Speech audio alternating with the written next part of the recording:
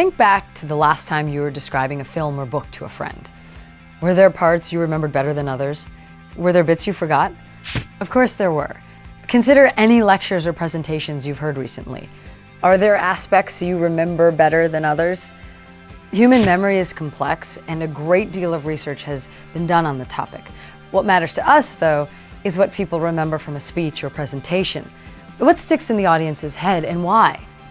Primacy is the theory that information presented at the beginning of a speech will be remembered better than anything else. Recency is the theory that people have a better recall of information heard recently, in other words, later in the presentation. So here we have two competing theories. Primacy says the beginning is the part that gets remembered. Recency says it's the ending that matters. So which is right?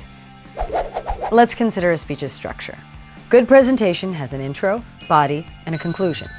If we apply the theories of primacy or recency, when would you choose to emphasize the key points of your speech? If you're thinking the beginning and the end, you're correct. We know that by considering primacy, you want to begin your speech with a unique, memorable approach. Strategies for this could include asking your audience questions, introducing your subject with a video or picture, using a memorable quote, beginning with an unusual fact or startling statistic, or telling an interesting story. By crafting a memorable introduction, you're playing to primacy theory, namely that the audience will have their best chance to retain things at the beginning. But if you accept the theory of recency, you'll keep in mind that the conclusion of your speech will be critical. This is why brevity and clarity are key. Your conclusion summarizes the key points you've shared with the audience and then reiterates your premise from the introduction. So no matter what theory you believe, the introduction and the conclusion are the big players. So where does that leave the body of your speech? After all, you want to maintain interest and involvement as you're speaking, even if the audience is likely to gloss over the specifics.